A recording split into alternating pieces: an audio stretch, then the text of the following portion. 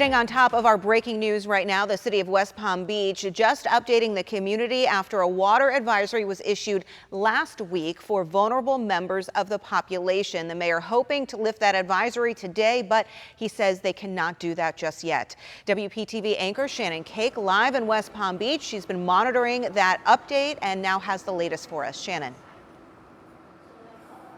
Stephanie, Mayor Keith James, as you mentioned, you've been covering here for the last half hour, speaking in that press briefings and just wrapping up moments ago, saying, as you mentioned, the last two city water samples that were sent up to Tallahassee did in fact come back clean for allowable, now being the water allowable for safe consumption. However, he says he has to wait for other agencies now to go ahead and lift that water advisory that has had residents drinking from bottled water or drinking bottled water for the last couple of days now. A lot of people, and you heard this in the press briefing today, asking a lot of questions about why residents weren't notified sooner about the presence of toxins.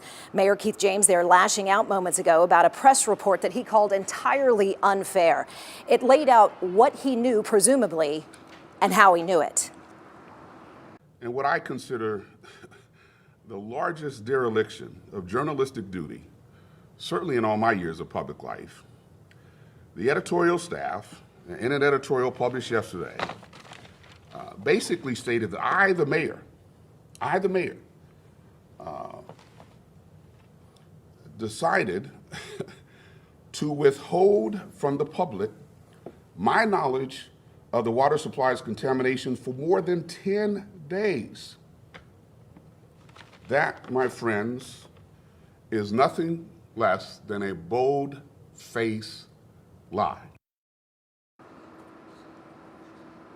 So here is the timetable as we do know it. The city of West Palm Beach tested its water on May 17th. Those results came back May 19th. At that time, those test results showed toxins were present above the allowable threshold for vulnerable populations. Then on May 24th, they resumed testing, they say, for 3 days. Toxins again, testing at dangerous levels. Then the health department was called. The mayor says he was notified, in fact, on May 28th. Our Contact 5 team and our entire staff really looking into this for days now. Michael Bushner, you heard him moments ago, talking about speaking with a water utilities engineer earlier today, someone who claims this was detected years ago. Is this timeline acceptable to you? It's going to meet the rules, but like I said, from my perspective and my experience as a utility manager, and as a city manager, I would have expedited that as fast as I could. Contact 5 shared the city of West Palm Beach's testing and notification timeline with water utility engineer Fred Blecher. If I had to pay extra to get the money back, if I had to send somebody in a car to Tallahassee, I would have done it. A timeline provided by the city shows it took 5 days for the city to test the water again after the initial result came back high. The results came back on May 19th, which was a Wednesday. Right.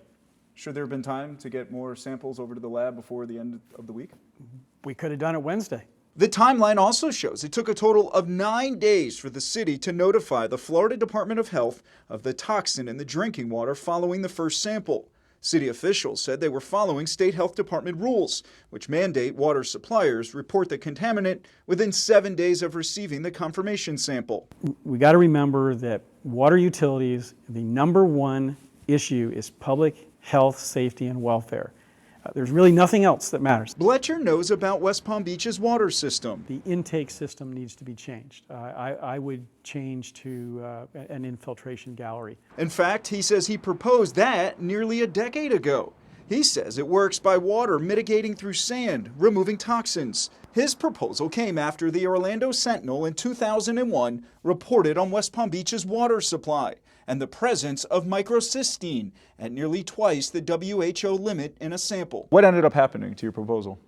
Nothing. But you felt like that was the answer for this, to prevent the algae from getting, the toxins from getting into the drinking water. Yes, but the reality is the source of the problem is in the surface water.